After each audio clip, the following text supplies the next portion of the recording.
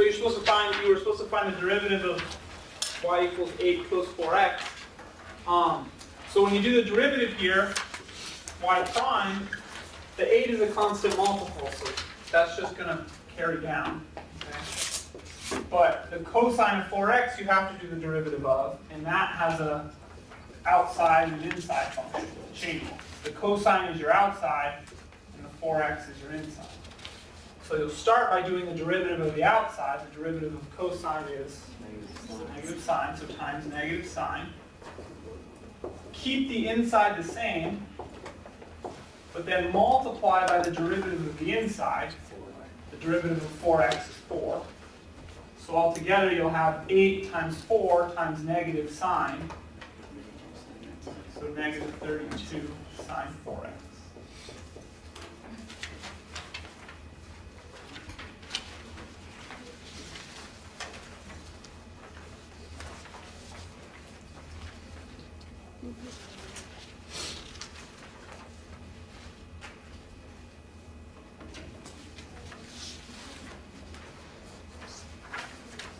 Anything else you want to see?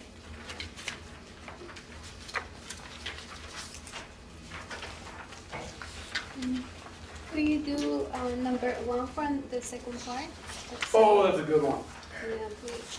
That was probably the most missed or most skipped. So I gave you a graph. And let me draw the graph real quick. So it's got 1, 2, 1, 2, and then goes through something like this.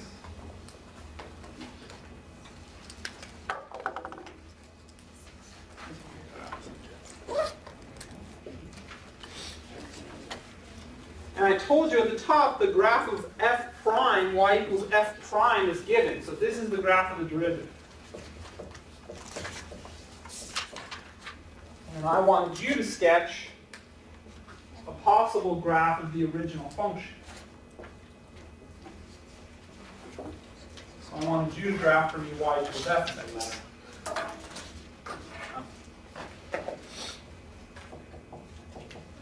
So kind of the underlying question here is what does the derivative tell you about the original graph? The derivative is slope of the tangent line, right? Mm-hmm. So at these points where you hit the x-axis, what's your slope on the original graph? 0. Right? The y value of this graph tells you the slope on the original graph. So if the y value here is 0, then your slope on the original graph is 0.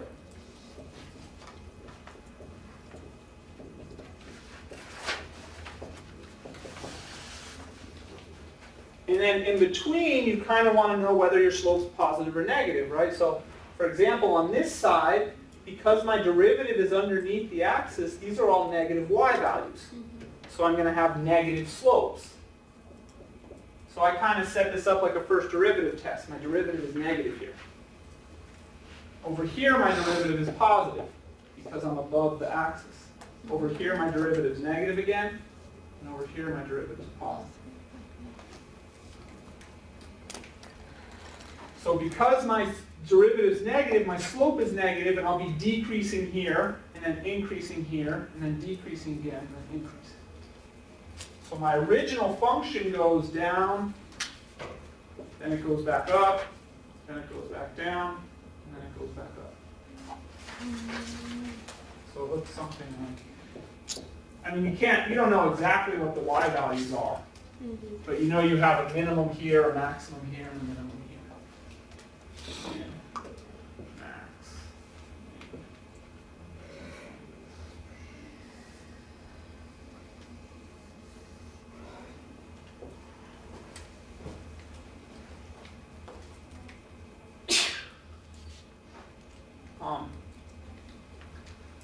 A lot of people did the exact opposite, meaning they treated this function like it was f, and then graphed f prime, the derivative, so they flipped around what what I was asking for. Okay, give you a point for that. But wasn't what I was asking.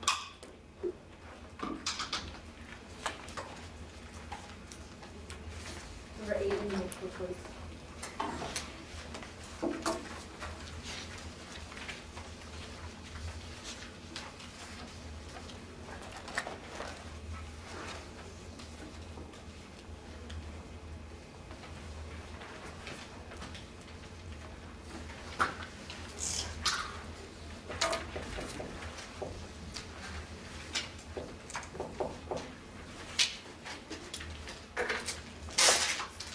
So number 8 gave you a pretty nasty derivative to do.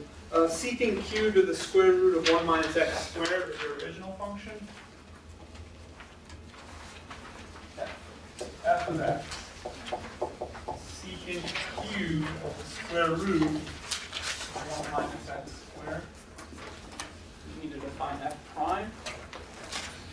So, you have a bunch of inside and outside functions.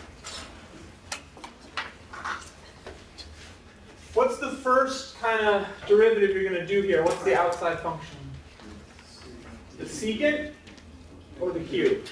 The cube, right? Remember this cube in front of the secant, or right after the secant, you want to think of as secant root 1 minus x squared, but then the whole thing is cubed. That's what this means. So then when you do the derivative, this is your first outside function. And then all of this you'll treat like an inside function. So the derivative of a cube brings the 3 down, and you subtract 1 from the power, so I wrote secant squared, but then you keep everything else the same. So actually let me go like this.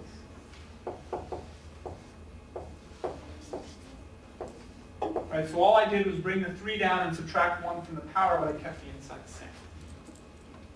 Then you multiply by the derivative of the inside. That's the chain rule. Derivative of the inside also has inside and outside functions to worry about. Right, now the secant is an outside function, and all of this is an inside function. So you do the derivative of secant. What's the derivative of secant? Secant tangent. So you write secant, but then what do you put inside of the secant? The same thing. Times tangent, because the derivative of secant is secant tangent. But you need to put the square root of 1 minus x squared, both of them. So that takes care of the derivative of the outside, but now you need to do the derivative of the inside, which itself has an outside and an inside. In order to do 1 minus x squared, 1 minus x squared square root, you want to think of it as 1 minus x squared to the 1/2. So for this next derivative, your 1/2 power is the outside, and the 1 minus x squared is the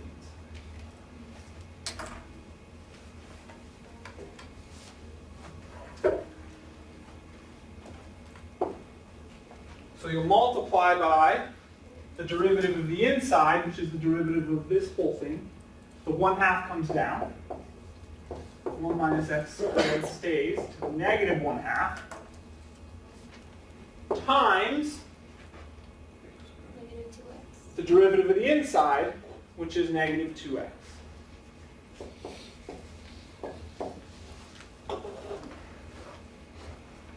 If you clean it up a little, there's a 2 here.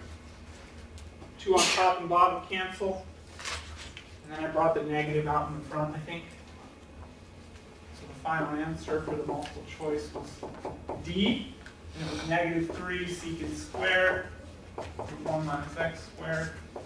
I could have combined these secants, but yeah, I should have.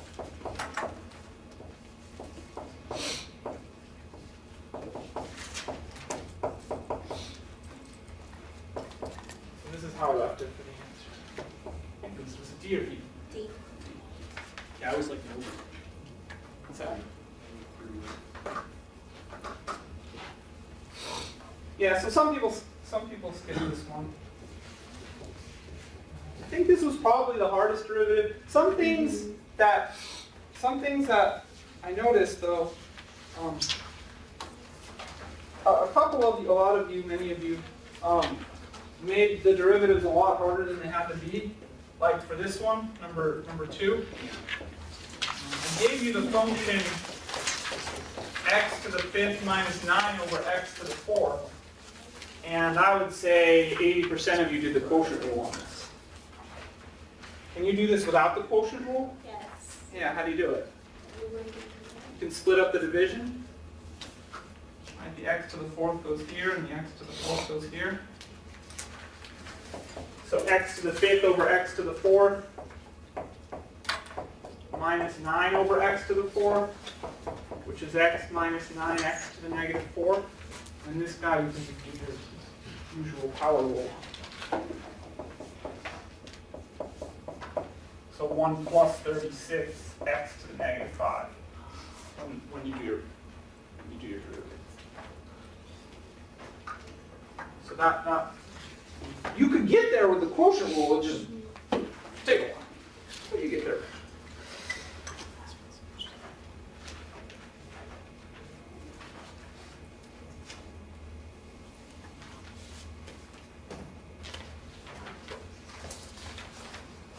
Anything else? What was the average for tests? Including zeros. So I put zeros in when people drop or whatever, or if they don't take it, and it lowers the average down. Your class had a few zeros. But including zeros, the average is 17 out of 28, which is a D, I think. Maybe not. 17 is the minimum for a D. So that was the average. And then in my other class, the average is 20 out of 28. So let's see. It was the same test. We have less zeros. Then less zeros. Then less zeros, which I think accounts for some of it. But they also have better scores overall.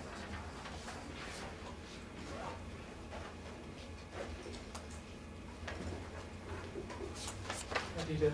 We got another one? Two.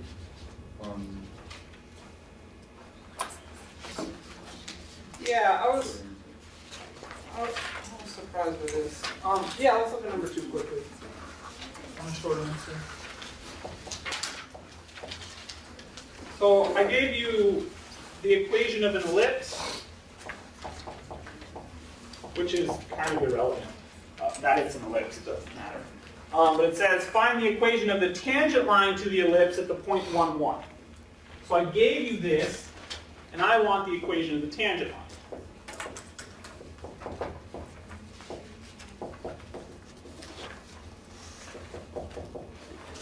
So I thought we talked about this a little bit, but as far as the equation of tangent line goes, what do you need to find first? Slope. You need a slope and a point, right? Any equation of a line, you're going to need a slope and a point. So yeah, the point's given to you. I say I want the equation of the tangent line at 1, 1. So the point's given to you. All you need is a slope.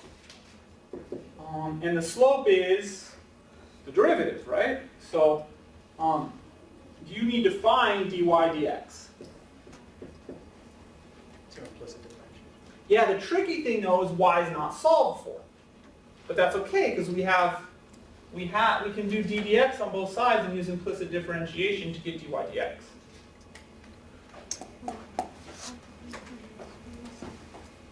So to find your slope, you take the derivative of both sides and then solve for dy dx. So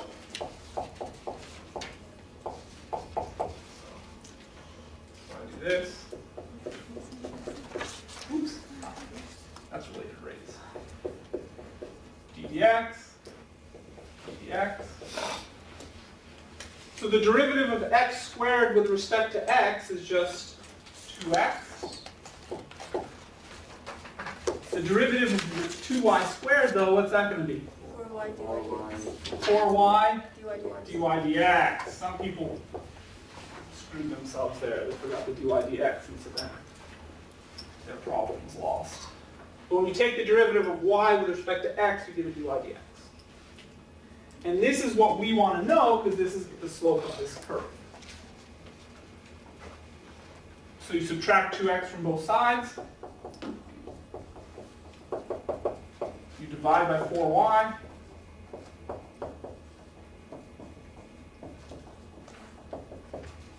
So it would be negative x over 2y when you reduce. But actually, I only care about the slope at a specific point. So I can now plug in my point, x equals 1, y equals 1. So dy dx, evaluated at 1, 1, is going to equal negative 1 over 2. So this is my slope. This is my point. So y minus y1 equals n times x minus x1. Y minus 1 equals negative 1/2 times x minus 1. 1 equals negative 1/2 x plus 1/2. Y equals negative 1/2 x.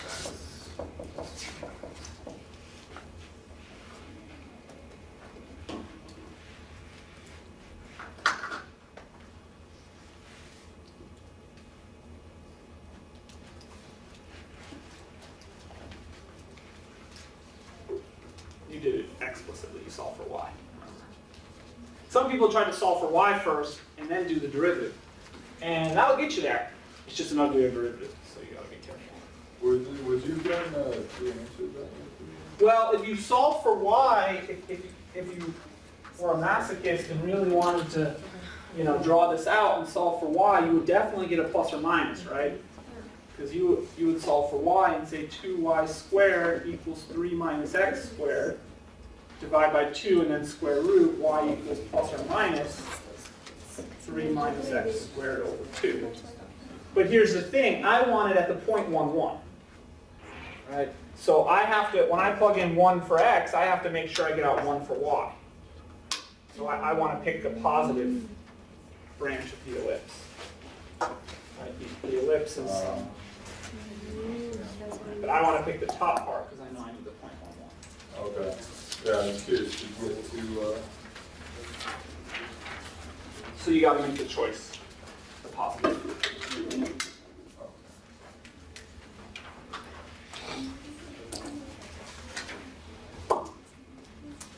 Okie dokie.